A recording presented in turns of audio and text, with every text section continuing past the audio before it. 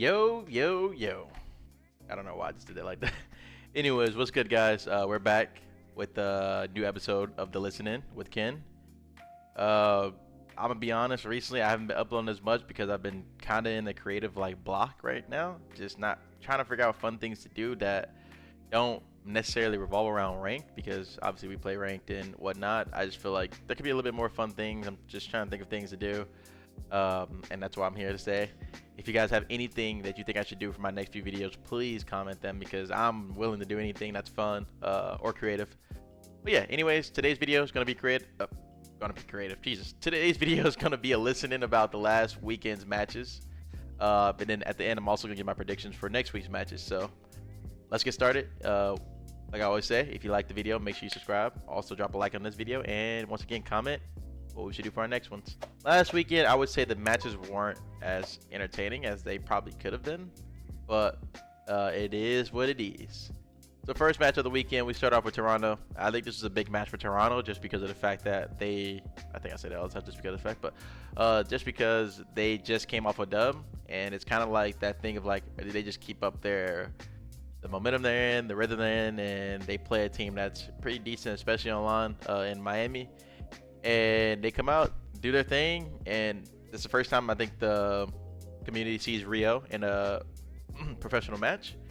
Overall, I think this was just a series that should have been what it was. I mean, Toronto comes out, handles business in 3-0. So once again, like I said before, these matches this weekend weren't really that competitive. A lot of them weren't, and it sucks because this video might be a little short. But anyways, we're gonna talk about them, because we have to. Next matchup was a pretty banger, though, I will say. Definitely a banger here. I think this is one that Carolina wishes they can take back. They start off 2-0. They get reverse swept. High Rise Control was definitely a little unlucky. I feel like they definitely could have won that one. They were looking really strong. New York was looking really poor, but definitely some great resilience and composure out of New York in this match. I don't really know what else to say except that last match was just last match was just a slam shot of New York. Well played to them. Also, too, y'all give me y'all opinion on sub-base hardpoint, which y'all been watching. Let me know what y'all think about that, because it's kind of questionable in matches.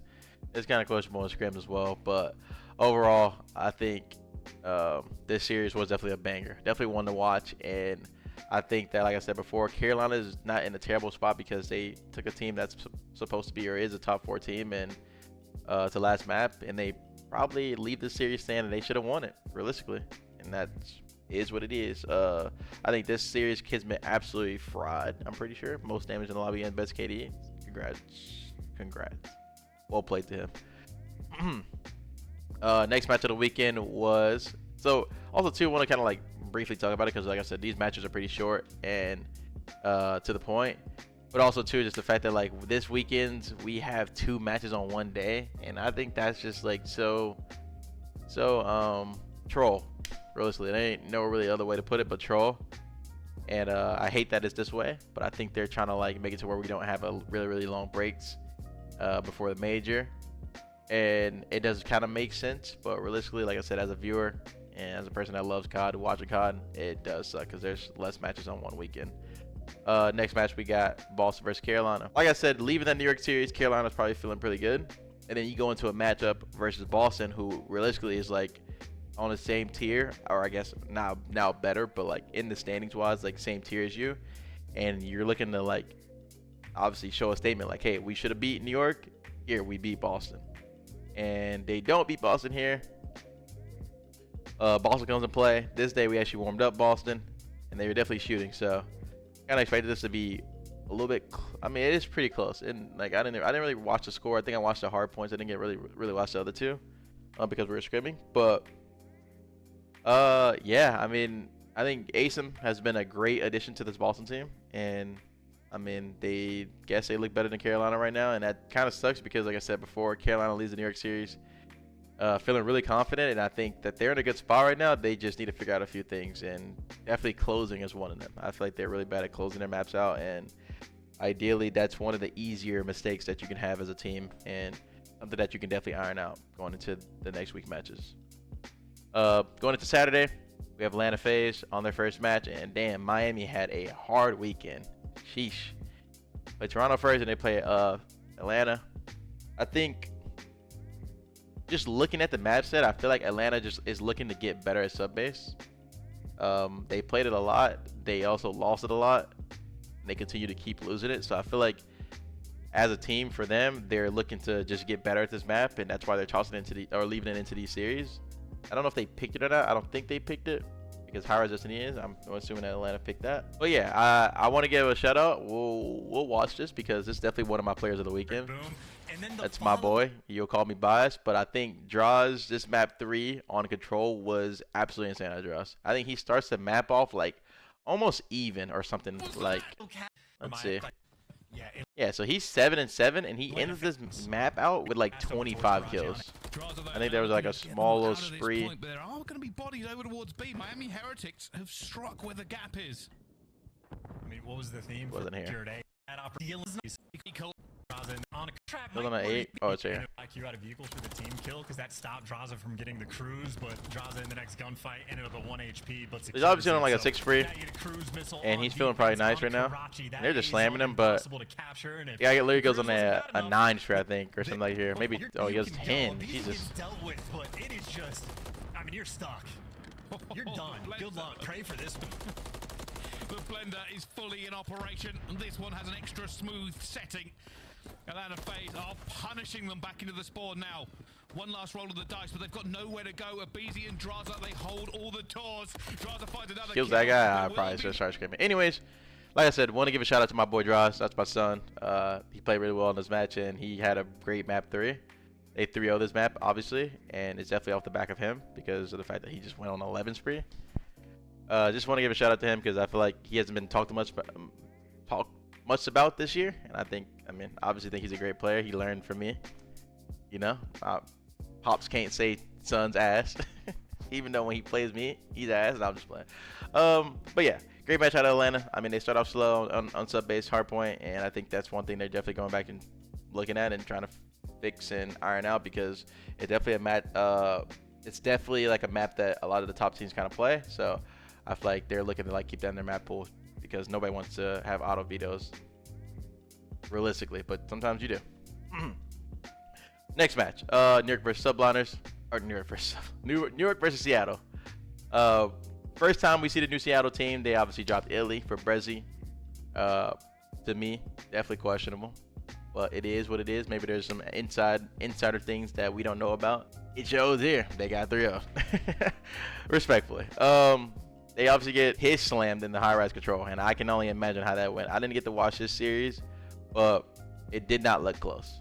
I think you have to give Brezzy a few matches or not to like get used to playing in the Pro League again, because he used to be in the Pro League, I think. I'm pretty sure, back on the E6 or something like that.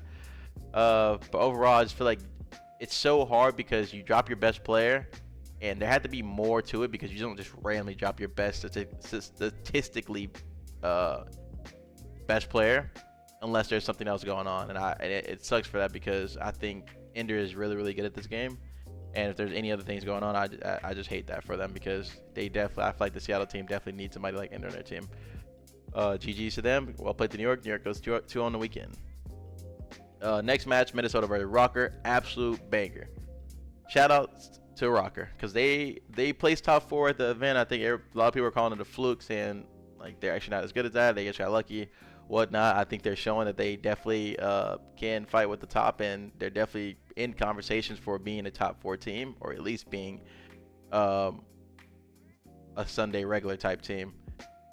Shout out to Reese, he's been playing well, and Lamar. I think Lamar had a fantastic series. He had the most damage on his team by far in 16K, and I just definitely got to give a shout out to him because obviously Lamar gets a lot of flack for how he plays and how, I guess, bad he plays in his series, even though he's most of the time playing for the win. But I mean, this was a rough one in that game 5. I feel like Minnesota was showing so much life in this because they go down 2-0, and then they bring it back in the Karachi in the swing game mode, and then they beat Toronto, who realistically, if you look at the map Rio, they should be a dominant Rio team. And I mean, Minnesota showed out and brought it to a game 5. That game 5 was not pretty. Definitely was not pretty, but like I said, I just want to give them some show. I just want to shine some light on the fact that Minnesota is actually playing well and actually playing like a top 4 team because they play teams like Toronto, who are the reigning champs, really tight like this. But yeah, GG's there. We'll play the Toronto. Next match up, it's us. Last match of the weekend is us versus LAT. It's me versus Crimp. It's me versus LAT. I obviously said Crimp will never be in the league again. That is just unfortunate, and I'm gonna stand on business. Not just playing. But I mean, the clip is just basically me talking trash because he shot my body, and it is what it is. I'm gonna say what I said. I'm not gonna take back what I said. I said what I said, and it's just so ironic and funny that he joins my the team I just left in LAT. And honestly, we haven't heard about them much or seen them much or scripted them much, so we didn't really know what to expect going into it. We were just going into it with some really high confidence because of the fact that our response has just been amazing. It was kind of our sole focus this whole few weeks in the event have just been grinding S&D and scrimming S&D and making everybody feel comfortable in S&D, and I think our S&D showed that. I'm going to watch this a little bit because I think that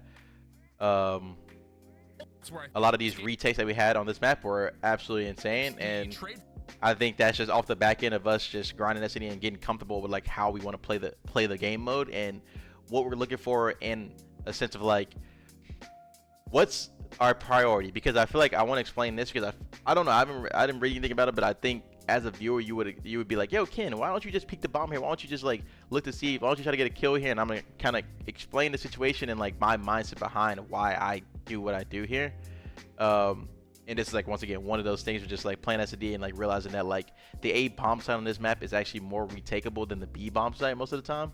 So realistically, you just want to make sure they're not going B at all costs, and then we can just play to retake the A bomb site. But here, so here, obviously I'm hiding here, and they're coming in. I see the smoke, and you see me not flinch or move because of the fact that like my teammates are coming to me. Yo, Ken, we're coming to you. Just stay alive. All you do is stay alive. So as you can see down here, you can't really see it because of my like bar, but you can see 7. AG hasn't moved from B yet, because of the fact that, like, once again, like I said, we're giving them the bomb plant. We're playing for a retake, and we're allowing them to plant the bomb because of the fact that we think as a team that we can retake this. And if we're all 4 up, we can retake this. Just stay alive. So I'm kind of, like, playing a spot that, like, gives us info on, like, front diner here. I can call out top red if I have to. They can get past me. And you'll see it. I'll show you. They can get past me, but that's something that I'm going to like pounce on whenever the bomb gets planted. So here, I don't flinch. I allow them to get the bomb down, and like they think that everything's kind of safe. And I think this is what triggers our like aggressiveness after the bomb's planted. So you see here, Brandon dies. He calls out Crimp top fire. So here, I see the bomb's planted. I'm like, okay. I don't see this guy on a bomb push to my left. So I'm thinking in my head, maybe one's behind me. So I'm going to take a timing in front of me to get a kill and then turn around and try to get a 2-piece on the guy back diner. So here I jump out, and you don't see it on the screen, but I jump here, and I kill this guy in ticket. And you'll see as I kill this guy ticket, I turn because I'm trying to read that somebody's here. And I see my teammate Shotzi's close. So I know that Shotzi right here, since I'm holding my back, is about to chow my ticket, so I can look at my back for a few seconds. And here, like here, I'm still trying to clear diner. So I get the first kill, and that gives Shotzi to go. Like, yo, clear ticket for me. I got 1 ticket. There's probably another 1 ticket because of the fact that, like, obviously there's 4 on the team. You don't see anybody else here. Boom, he pounces on ticket. Kills this guy. And at this moment, Ant's like, yo, Ken, you can hop the bomb. So here, I'm getting ready to hop the bomb, and I hear Brandon say, yo, Crimp still top fire. So I climb on top of the bus stop here, and I kill Crimp top fire. And here you see, like, oh, wait, why is AG not here? Why is he not with you? And basically, we're fine. Me and him are fine. He's playing for anybody that's trying to lurk in late flank, middle, or try to get behind us in any aspect of the map. Just like trying to get to our plat, trying to get behind us, try to flank us, diner, whatever. And so Ant throws a smoke. I get an extra kill. We just hop the bomb. But then once again, like I said, this is off the back end of like us grinding SCD and also getting comfortable and like calming and understanding what we want to do in these situations and knowing what everybody's looking at and realizing what we need to like clear before we're obviously trying to defuse the bomb or anything like that. But yeah, just kind of wanted to talk about that because I feel like S&D is one thing that we definitely need to work on, and we know as players, and I think anybody that's a fan of us knows that we need to work on S&D, and it's something that we are definitely getting up to par, and also keeping our respawns at what they are or even getting them better. So yeah, just kind of want to talk about that because I feel like we did multiple retakes on this map, and it happened on the A bomb side of the map, and there's a reason for the retake being on the A side of the map for anybody that doesn't really understand. But yeah, we won the series 3-0. Pretty dominant in my opinion. The invasion control went last round, and I think that's how invasion control goes. If you win your defense, you win your defenses. And I think LAT played this pretty well. You might have to shine some line on your boy, though. Hold on. Let's hit that 2-1 round. Hold on. Hold on now. I go on like a little spree. Hold up now. Let me see. Let me see. Boom. Hit them in a little demon trap here. I win a gunfire. Probably shouldn't win, but I won it with an AR somehow. Because that boy be shooting right here. I think it's here. Look at this. Oof. And I finesse live. My boys help. I seen this guy here, so I knew I was one shot. So I was like, I can't get him. Yo, help me, help me. AG stops him, staggers him a little bit. And it's comedy for diving here. Then you have to hold on to this tank position. You cannot allow Optic's ARs to get into a position like this. They can just shred you at the main street. Slammed. Oh. I'm moving. I'm moving. Caught this guy off guard. I'm like, wait, this guy's shooting on the floor. Dead.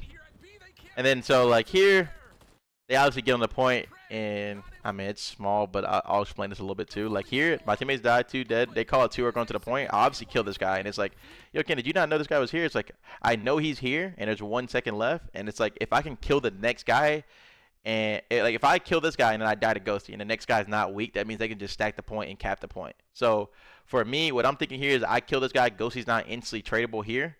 So, like, I'm going to leave him instantly here. I'm going to leave him and go play for his spawner. Because if I kill Afro, the game's over anyways because my teammate's going to come off spawn and just kill Ghosty from me. I obviously get smoked here. I miss a little bit. But I make him 1 shot. Make him 1 shot. And my boy Brandon, he don't miss from 3. Bang! But, yeah. Anyways, we win this series 3-0. And we move on to 1-0 for this stage. That's it for, obviously, this last weekend's matches. I'm going to give my predictions for next week, I guess. Just a few of them. You know what I mean? A few quick ones real quick. So next week we got, or this weekend we got New York versus Boston. I think this is going to be a grueler. Game 5, but I got New York 3-2. I just think New York's probably the better S&D team. I'm not going to predict our match because this is bad juju. But I obviously got us winning. I'm not going to say what, but I got us winning because it's my team, you know? Vegas versus Miami. I think what version of Eric Boom you get because he's just new into their you know their team right now. I mean he's obviously one of their homies and been a sub for a minute, but it depends on. I think if Eric Boom has a good series, they win this, and I'll take Miami 3-1 in this series. Vegas plays Ultra. I got Ultra 3-0. We play LAT. I got us winning. LAT versus Miami. So I think this is a hard one, but I think. I guess, damn, this kind of messed. Oh, no. I got Miami winning the other one. I got this LAT's winning their second match. And they're actually, I think they're winning both hard points in this series, and I got LAT 3-1 against Miami. So then LAT finally gets some more hard, because they're 1-13 right now, get some hard points on the board. I got them next week. I think the new boys, Nasty and Crimp, have a good series versus Miami, and they win this 3-1. Seattle versus Carolina. I got Carolina with a bounce back series versus Seattle, and they win this 3-0. No disrespect to Seattle. I just think Carolina's a better team. And I think that they definitely want to have a bounce back and show some dominance, and I'm hoping that it's 3-0 because that's what I'm predicting. Last 2 matches of the weekend, we got Minnesota versus Boston. So I think this is a banger. And I think if Minnesota comes out and beats Boston here, it confirms them to be at least a top 5 team. I think Boston is hitting definitely a better form than they were before. So I think this one's a grueler. I'm gonna give this one a game 5 as well. I'm gonna take Boston breach game 5. Unlucky. I just gassed at Minnesota, but I got Boston. I think Boston's a better S&D team, and I'll take them game 5. Last match of the weekend, the fucking banger. We got Atlanta Phase versus New York Subliners. This is a hard one. I'm gonna take. This is how I'm gonna take it. Whoever wins the first S&D wins the series. That's how I see this. Doesn't matter if it goes game 5, goes game 4. Whoever wins the first S&D, I'm not putting a score to it. Whoever wins the first S&D, because they're both banker. I mean, both very good, top of the line S&D teams. So whoever wins that S&D wins the series, and that's what I got. Bang! And that's gonna do it, boys and girls. If anybody's watching, or anybody who's watching, that's it for the listening with Ken. Thank you guys for tuning in. Like I said again, please comment on what I should do because I'm really in like a blockage of just not knowing what to do, and I just want to have some fun with some content.